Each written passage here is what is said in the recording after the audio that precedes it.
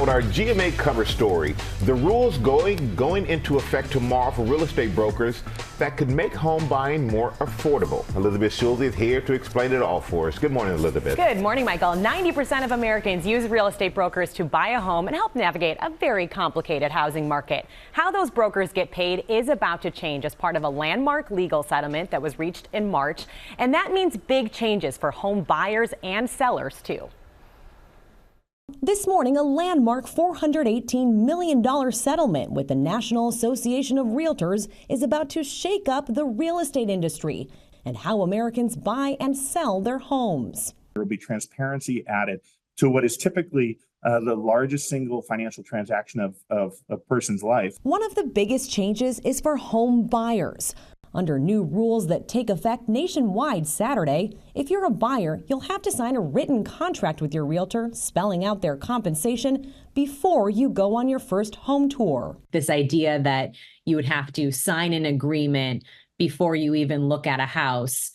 What is the advantage of that? What it will do is it will clearly spell out and articulate the services that the buyer can expect from their real estate professional, from their agent, their broker, their realtor. And then also, we're having the conversation with the consumer up front about how we expect to get paid. Brian and Choma Chukwu-Smith recently agreed to sign a contract with their agent before touring homes in St. Louis. It definitely added a little bit more commitment to the process. They say knowing what they were paying their realtor from the onset helped clarify their costs. They looked at hundreds of listings before closing on their dream home. I was, kind of hesitant to shop around for real estate agents, but, finding the right person can actually find you the right house. The other big change is for home sellers, who typically pay 5 to 6% commission, which their realtor and the buyer's broker split.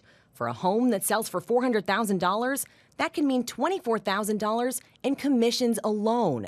But now, it could become easier for sellers to negotiate who pays those fees. So that could save sellers money. But Michael, the National Association of Realtors tells us that the most important factor to make housing more affordable is building more inventory. Bottom line, still too much competition for too few homes. But also, Elizabeth, we're getting some good news for home buyers when it comes to mortgage rates. We are, and mortgage rates are hovering at the lowest level in more than a year. The average rate on a 30-year fixed mortgage, 6.4%. That's down from 7.2% back in May. So for a $400,000 home, your monthly payment today is about $195 cheaper than it would have been just a few months ago. And that is bringing some home buyers off the sidelines.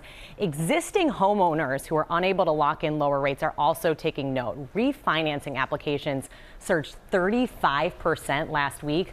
A lot of analysts expect we are going to see rates drop lower this year as the Federal Reserve cuts borrowing costs. But, we're talking about 6% rates at the end of the year. Not likely we're going to get back to that 2 to 3% level anytime soon, Michael. Yeah, we can always wish. We miss those were the days. good old days, Elizabeth. You can dream. 2 to 3%. Wow, we definitely would love that.